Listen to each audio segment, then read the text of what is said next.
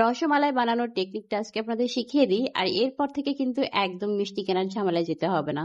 বাসায় একদম অথেন্টিক ভাবে রসমালাই বানিয়ে নিতে পারবেন। যখন ইচ্ছে করবে খেতে তখনই কিন্তু বানিয়ে নিতে পারবেন। মেহমান আসলেও কিন্তু এটা ঝটপট বানিয়ে নেওয়া যায় এমন একটা মিষ্টি রেসিপি। আর রসমালাইটা তুলতুলি হওয়ার জন্য সব থেকে যেটা প্রয়োজন সেটা হলো ছানা। ছানাটা একদম নরম হতে হবে। 2 লিটার দুধ আমি বলক উঠিয়ে নিয়েছি। এখন 2 লিটার দুধের জন্য 2 টেবিল চামচ ভিনেগার আর 2 টেবিল চামচ পানি মিশিয়ে এটা দিয়ে 1 মিনিট মতো এটা রেখে নামিয়ে নেব। সাথে সাথে নামিয়ে নিয়ে পানি দিয়ে ধুয়ে এটা কিন্তু খুব ভালো করে একটা নরম সুতি কাপড়ে বেঁধে রাখতে হবে 2 ঘন্টা। আমি এ ধরনের একটা পাত্রে এটাকে ছেঁকে নিয়ে পানি দিয়ে কিন্তু ভালো করে ধুয়ে নিয়েছি।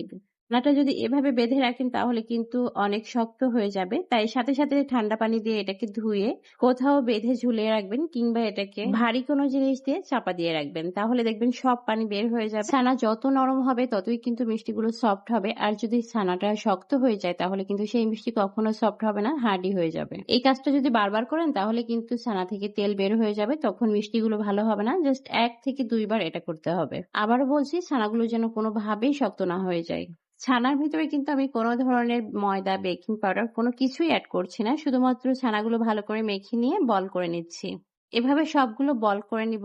মিষ্টি বানানো কিন্তু আমাদের একেবারে কমপ্লিট। এখন যেটা করতে হবে, চিনি শিরার ভিতরে এটা 15 মিনিট জাল করব। আর এই 15 মিনিট জাল করলেই হয়ে যাবে। আমি এখানে 1 লিটার পানি নিয়েছি আর 1 লিটার পানির জন্য 2 কাপ চিনি দিয়েছি। আর এই 15 মিনিটে ঢাকনাটা খুলতে হবে না, ঢাকনাটা দিয়েই 15 মিনিট জাল করব। মাঝে মধ্যে হাঁড়িটা উঁচু করে একটু ঝাঁকি দিয়ে দিলেই হবে, তাছাড়া আর কিছুই করতে হবে না। এই 15 মিনিটের ভিতরে দেখবেন মিষ্টিগুলো ফুলে একদম ডাবল হয়ে যাবে। এখন যে সাইজে আছে এই সাইজটা থাকবে না, একদম ডাবল হয়ে যাবে। তো দেখতেই পাচ্ছেন 15 মিনিট পরে আমি ঢাকনাটা তুলে একটু দেখিয়ে দিচ্ছি।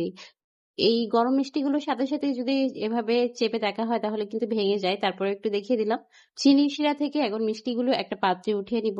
আমি যেহেতু এখানে রসমালা বানাবো, এই পর্যায়ে কিন্তু এগুলো আপনারা রসগোল্লা হিসাবেও খেতে পারবেন। মানে একই মিষ্টি দিয়ে আপনারা কিন্তু 2টা আইটেম করে নিতে পারবেন। মিষ্টি শিরার ভিতরে এখন 1/2 কাপ গুঁড়া দুধ দিয়ে দিয়েছি আর 2-3টা এলাচ ফল দিয়ে দিলাম। দিয়ে এটাকে কিছুক্ষণ সময়ের জন্য নাড়াচাড়া করে যখন বলক উঠে যাবে, এখন সেই মিষ্টিগুলো আমি দিয়ে দিব। দেখতেই পেলেন একই মিষ্টি দিয়ে কিন্তু 2টা আইটেম করা যাবে। আপনাদের বাসায় যখন মেহমান আসবে তখন চাইলে কিন্তু অর্ধেকটা উঠিয়ে রাখতে পারেন।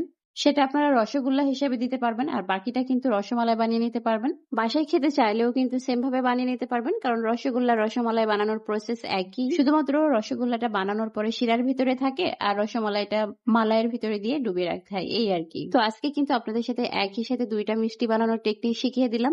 আর এই টেকনিকটা আপনাদের কাছে কেমন লেগেছে সেটা কিন্তু আমাকে অবশ্যই কমেন্ট করে জানাবেন।